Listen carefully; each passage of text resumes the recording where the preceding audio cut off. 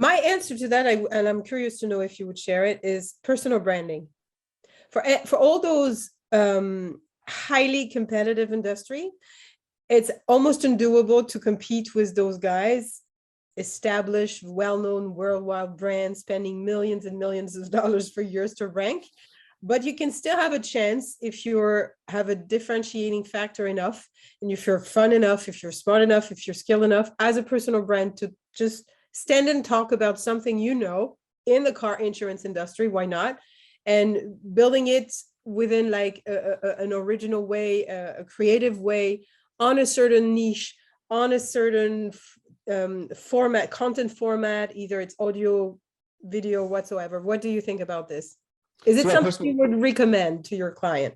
Oh, absolutely. But again, no shortcuts. So speaking of personal brands, my own personal brand, I don't rank on any keywords. I have a terrible website. I know you're going to ask me at the end, like what my websites are. My website is elischwartz.co. It's horrendous. I get emails from people who read my book and they say, I was trying to find you and your website loads really slow. Sometimes they'll pitch me on services.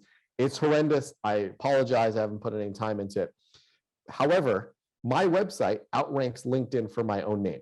Now, I don't have the most competitive name in the world.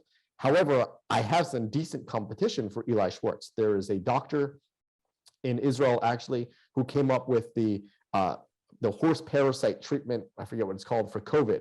That created a lot of brand. He's an actual doctor. He gets invited to speak at conferences. A lot of times I get the invitations to speak at the conferences on his behalf. There's a number of people that share my name that have invested in their own personal brand, yet in most cases, I'm able to outrank them.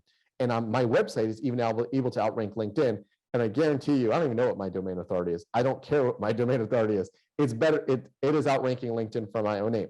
And the reason for that is the 15-year process of building the brand offline, speaking at conferences, publishing articles, writing a book, no shortcuts. If I set out on day one to claim my own name on search as head of LinkedIn, I can't think of anything I would do.